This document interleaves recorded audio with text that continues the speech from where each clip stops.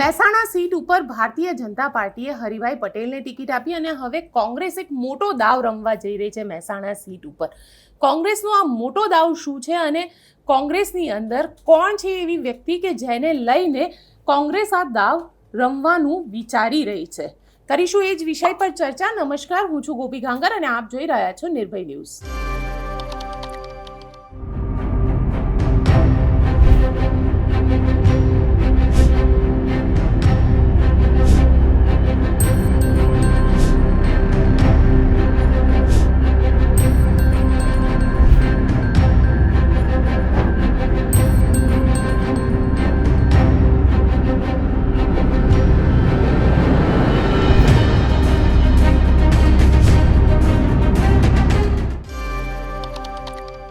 Social મીડિયામાં સતત પોતાની વાતના કારણે ચર્ચામાં રહેતા એક નેરેટિવ બનાવતા ધનજી પાટીદાર કહેવાય રહ્યું છે કે ધનજી પાટીદાર કોંગ્રેસની સીટ ઉપર મહેસાણાથી ચૂંટણી લડી શકે છે.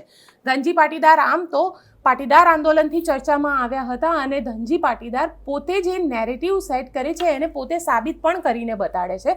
અને એવું કહેવાય છે કે સોશિયલ મીડિયાની અંદર ધનજી પાટીદારની પોતાની અમુક યુટ્યુબ ચેનલ પણ ચાલે છે અને ધનજી પાટીદાર ઘણા બધા કોંગ્રેસના નેતાઓના સંપર્કમાં પણ છે. હરિ પટેલને જે ટિકિટ આપી, હરિભાઈ પટેલને ભારતીય જનતા પાર્ટી દ્વારા, એ પણ પાટીદાર નેતા જ છે, પાટીદાર અગ્રણી છે અને જિલ્લા પંચાયતની અંદર પોતે પ્રમુખ પણ રહી ચૂક્યા છે. અને તેવાની અંદર હવે એવું માનવામાં આવી રહ્યું છે કે જો કોંગ્રેસ અહીંયા ધનજી પાટીદાર નામનો દાવ મેદાનમાં ઉતારે તો ક્યાંક હરિભાઈ પટેલને થોડો તકલીફ પડી શકે છે. કારણ કે ધનજી પાટીદાર પોતે પાટીદાર છે, તે જે સામાજિક સંસ્થાઓ છે તેની સાથે જોડાયેલા છે. સરદાર પટેલને સ્વમાન આપવાની જે સરદાર સન્માન સમિતિ જે છે તેના પોતે મેમ્બર પણ છે અને સતત પોતે આંદોલનો પણ કરી રહ્યા છે. સરદાર પટેલ જે નરેન્દ્ર મોદી સ્ટેડિયમ છે તેનું નામ ફરીથી સરદાર પટેલ મોટેરા સ્ટેડિયમ કરવા માટે થઈને તેઓ પોતે આંદોલન ચલાવી રહ્યા છે. સાથે સાથે પાટીદારોની ઘણી બધી સંસ્થાઓ સાથે જોડાયેલા છે અને મહેસાણાની અંદર ધનજી પાટીદાર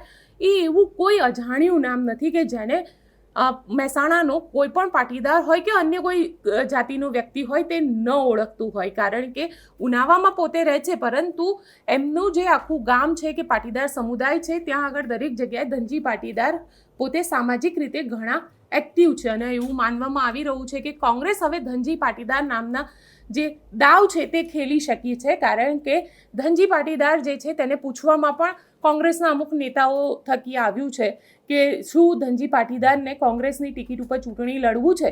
હજી ધનજી પાટીદારે આમાં કોઈ સ્પષ્ટતા કરી નથી, પરંતુ એટલું સ્પષ્ટ માનવામાં આવે છે કે કોંગ્રેસ આ વખતે જો લોકસભા ચૂંટણીની અંદર ધનજી પાટીદારને ટિકિટ આપે તો આ જે જંગ છે મહેસાણાનો એ ખૂબ જ દિલચસ્પ થઈ ગયા. કારણ કે એક બાજુ ભારતીય જનતા પાર્ટીમાં નીતિન પટેલ પોતે નારાજ ચાલી રહ્યા છે, બીજી બાજુ કરશન સોલંકી જે કડીના ધારાસભ્ય છે તેઓની વચ્ચે પણ બબાલ ચાલી રહી છે. અને ઓવરઓલ જોવા જઈએ તો શારદાબેનને પોતાના દીકરા માટે ટિકિટ માંગી હતી, પરંતુ તેમના દીકરાને ટિકિટ ના આપતા શારદાબેન પણ હવે નારાજ માનવામાં આવી રહ્યા છે. તેવામાં બની શકે કે હરિભાઈ પટેલની વિરુદ્ધમાં કોંગ્રેસ જે છે એ ધનજી પાટીદારનો આ જે ખેલ છે તે ખેલી શકે છે. અને બની પણ શકે જો ધનજી પાટીદારને ટિકિટ આપવામાં આવે તો કંઈ કહી ન શકાય. કારણ કે ધનજી પાટીદારનું નામ જે છે તે આ વિસ્તારની અંદર લગભગ દરેકના મોઢે લોકોએ સાંભળેલું છે.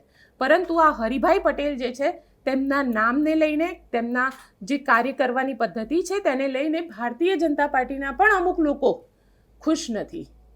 આપને અમારો રિપોર્ટ કેવો લાગ્યો કોમેન્ટ બોક્સમાં ચોક્કસથી જણાવજો. અમારી ચેનલ નિર્ભય ન્યૂઝને લાઇક, શેર અને સબસ્ક્રાઇબ કરવાનું ભૂલશો નહીં. આભાર.